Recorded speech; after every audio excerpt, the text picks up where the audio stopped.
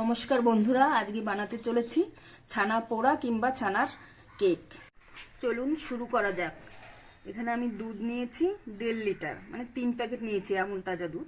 এটাকে ছানা কেটে নেব। প্রথমে দুধটা আমার উতাল এসে গেছে, এবার আমি গ্যাসটাকে অফ করে দেবো। দুধটা এখন উষ্ণ গরম আছে, এখন আমি ছানাটা কেটে নেব। এখানে আমি হাফ কাপ ভিনিগার আর হাফ কাপ জল মিশিয়ে 1 কাপ করে নিয়েছি। এখন এটাকে আস্তে আস্তে দেবো দুধের মধ্যে, পুরোটা একসঙ্গে দেবো না, আস্তে আস্তে দিয়ে নাড়াবো হালকা হাতে।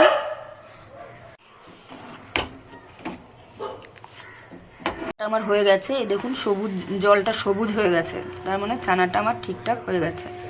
এখন আমি এটাকে নামিয়ে নিচ্ছি। আমি একটা ছাঁকনির মধ্যে ছেড়ে নিচ্ছি। একটু ধুয়ে নিতে হবে, ভিনিগারের গন্ধটা যাতে চলে যায়। 1 কাপ গুড় নিয়েছি, এটা হলো পাটালি গুড়, এটাকে একটু গলিয়ে নিতে হবে।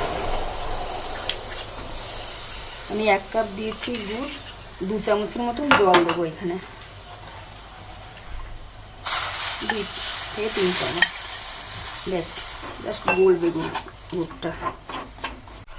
গুড়টা আমার গলে গেছে, ব্যাস। এবারে গ্যাসটাকে অফ করে দিচ্ছি। ছানাটাকে মেখে নিচ্ছি, এভাবে মেখে নিতে হবে ভালো করে।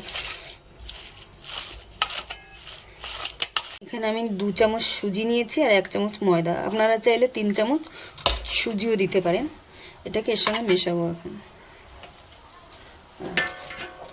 আর এর ভিতরে 1 চামচ ঘি দিয়ে দিচ্ছি।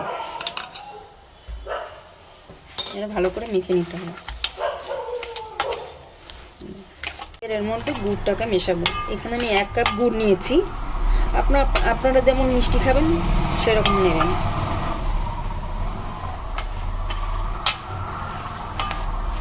আর দিয়ে দিচ্ছি এলাচের গুঁড়ো, 1 পিঞ্চের মতন খাবার সোডা, না বেকিং সোডা, একটু সামান্য জল দেবো সোডাটার উপরে। ব্যাস, তারপরে মেখে নিতে হবে। রেডি হয়ে গেছে ব্যাটারটা। এখন আমি বাটার পেপার দিয়ে তেল ব্রাশ করে রেখেছি বাটিটা, এবার আমি ঢেলে দেবো ব্যাটারটা।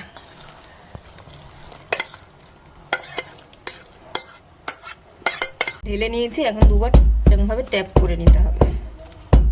এখানে আমি একটা কড়াতে নুন দিয়েছি, নুনটা গরম হয়ে গেছে। এখন আমি বাটিটা এর ভেতরে দেবো, দিয়ে গ্যাসটা একদম লো করে দিলাম। ঢেকে দিচ্ছি। ফিরে এলাম 1 ঘন্টা পর। এখন চেক করে দেখি কেমন হয়েছে।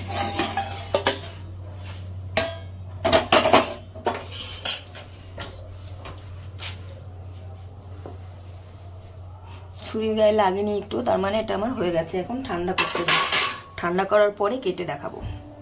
আমার ছানা পোড়াটা ঠান্ডা হয়ে গেছে, এবার প্লেটে ঢালবো। 4-5 জায়গায় উঠিয়ে নিই।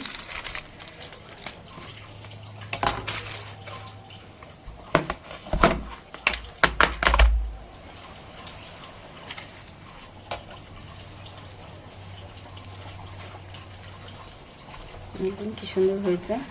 এবার কেটে দেখাচ্ছি। কেকটা আমার তৈরি হয়ে গেছে, আমি এখন কেটে দেখাচ্ছি। দেখুন কেমন হয়েছে।